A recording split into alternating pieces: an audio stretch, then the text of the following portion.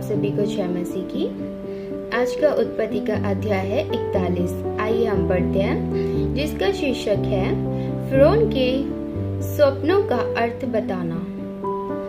पूरे 2 वर्ष बीतने पर फिरौन ने यह स्वप्न देखा कि वह नील नदी के किनारे खड़ा है और उस नदी में से 7 सुंदर और मोटी मोटी गाय निकलकर कछार की घास चरने लगी। और क्या देखा कि उनके पीछे और 7 गाय जो कुरूप और दुर्बल है नदी से निकली और दूसरी गायों के निकट नदी के तट पर जा खड़ी हुई।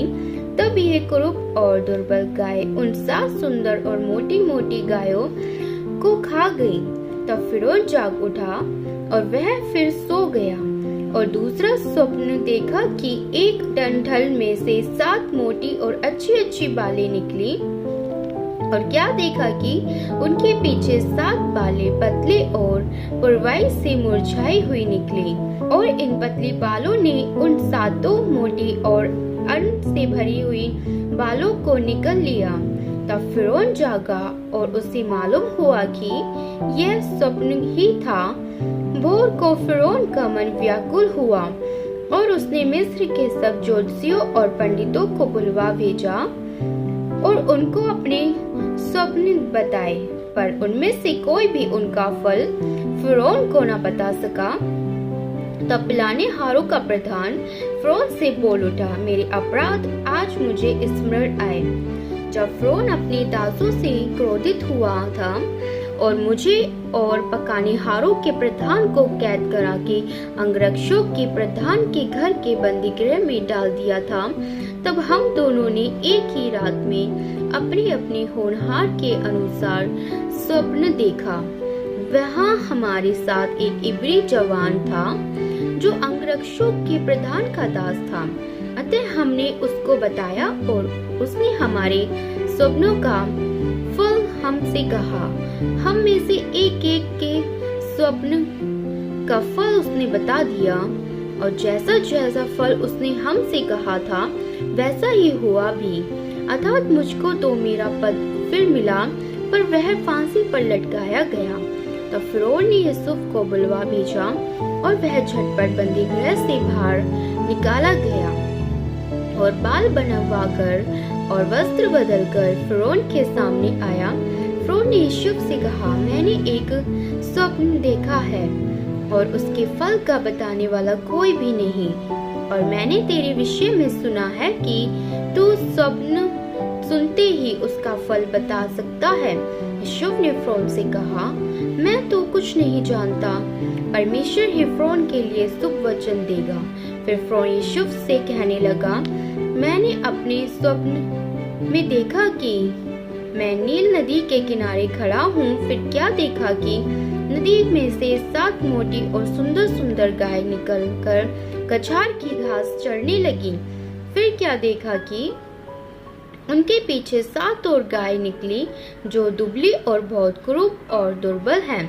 मैंने सारी मिस्र देश में ऐसी कुडोल गाय कभी नहीं देखी।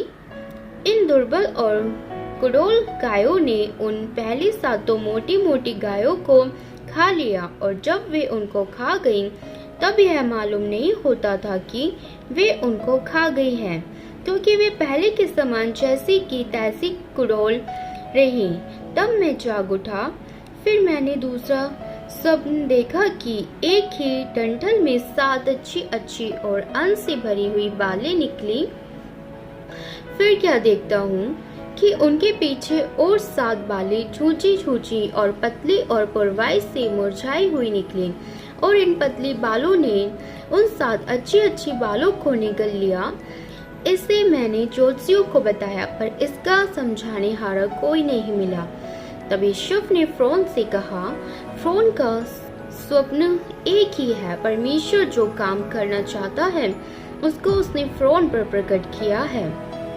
वे 7 अच्छी अच्छी गाय 7 वर्ष हैं वे, और वे 7 अच्छी अच्छी बालें भी 7 वर्ष हैं। स्वप्न एक ही है। फिर उनके पीछे जो दुर्बल और कुडोल गाय निकली और जो 7 छूची और पुरवाई से मुरझाई हुई बालें निकली, वे आकार के 7 वर्ष होंगे। यह वही बात है जो मैं फ़िरौन से कह चुका हूँ कि परमेश्वर जो काम करना चाहता है उसे उसने फ़िरौन को दिखाया है। सुन, सारे मिस्र देश में 7 वर्ष तो बहुतायत की उपज के होंगे, उनके पश्चात 7 वर्ष अकाल के आएंगे और सारे मिस्र देश में लोग इस सारी उपज को भूल जाएंगे और अकाल से देश का नाश होगा और सुकाल बहुतायत की उपज देश में फिर स्मरण न रहेगा, क्योंकि अकाल अत्यंत भयंकर होगा। और फ़िरौन ने जो यह सब 2 बार देखा है, इसका भेद यही है कि यह बात परमेश्वर की ओर से नियुक्त हो चुकी है, जो परमेश्वर इसे शीघ्र ही पूरा करेगा। इसलिए अब फ़िरौन किसी समझदार और बुद्धिमान पुरुष को ढूंढकर के उस मिस्र देश पर प्रधानमंत्री ठहराए। फ़िरौन यह करे कि देश पर अधिकारियों को नियुक्त करे और जब तक सुकाल के 7 वर्ष रहे तब तक वह मिस्र देश की उपज का पंचमांश लिया करे और वे इन अच्छे वर्षों में सब प्रकार की भोजन वस्तु इकट्ठा करें और नगर नगर में भंडार घर भोजन के लिए फ़िरौन के वश में करके उसकी रक्षा करें। वह भोजन वस्तु अकाल के उन 7 वर्षों के लिए जो मिस्र देश में आएंगे, देश के भोजन के लिए रखी रहे, जिससे देश का उस अकाल से सत्यानाश न हो जाए। यह बात फ़िरौन और उसके सारे कर्मचारियों को अच्छी लगी, इसलिए फ़िरौन ने अपने कर्मचारियों से कहा, क्या हमको ऐसा पुरुष जैसा यह है जिसमें परमेश्वर का आत्मा रहता है मिल सकता है?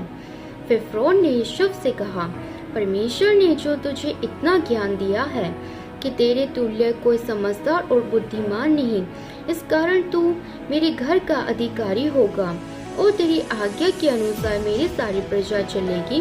केवल राजगद्दी के विषय में तुझसे बड़ा ठहरूंगा। फिर फ़िरौन ने यूसुफ से कहा, सुन, मैं तुझको मिस्र के सारे देश के ऊपर अधिकारी ठहरा देता हूँ। तब फ़िरौन ने अपने हाथ से अंगूठी निकाल के यूसुफ के हाथ में पहना दी और उसको बढ़िया मलमल के वस्त्र पहनवा दिया और उसके गले में सोने की जंजीर डाल दी और उसको अपने दूसरे रथ पर चढ़वाया और लोग उसके आगे आगे यह प्रचार करते चले कि घुटने टेक कर दंडवत करो। और उसने उसको मिस्र के सारे देश के ऊपर प्रधानमंत्री ठहराया। फिर फ़िरौन ने यूसुफ से कहा, फ़िरौन तो मैं हूँ, पर सारे मिस्र देश में कोई भी तेरी आज्ञा के बिना हाथ पाँव न हिलाएगा।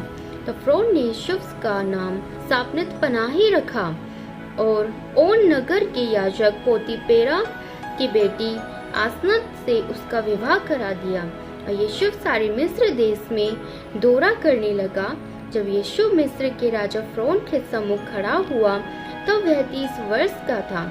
वह फ़िरौन के सम्मुख से निकलकर सारे मिस्र देश में दौरा करने लगा। सुकाल के 7 वर्ष में भूमि बहुतायत से अन्न उपजाती रही और यूसुफ उन 7 वर्षों में सब प्रकार की भोजन वस्तुएं जो मिस्र देश में होती थी जमा करके नगरों में रखता गया और हर एक नगर के चारों ओर के खेतों की भोजन वस्तुओं को वह उसी नगर में इकट्ठा करता गया। इस प्रकार यूसुफ ने अन्न को समुद्र की बालू के समान अत्यंत बहुतायत से राशि राशि गिन के रखा, यहाँ तक कि उसने उनका गिनना छोड़ दिया, क्योंकि वे असंख्य हो गई। अकाल के प्रथम वर्ष के आने से पहले यूसुफ के 2 पुत्र ओन के याजक पोतीपेरा की बेटी आसनत से जन्मे। यूसुफ ने अपने जेठे का नाम यह कह के मनश्शे रखा कि परमेश्वर ने मुझसे मेरा सारा कलीश और मेरा पिता का सारा घराना भुला दिया है। दूसरे का नाम उसने यह कहकर एप्रीम रखा कि मुझे दुख भोगने के देश में परमेश्वर ने फलवंत किया है। मिस्र देश के सुकाल के 7 वर्ष समाप्त हो गए और यूसुफ के कहने के अनुसार 7 वर्षों के लिए अकाल आरंभ हो गया।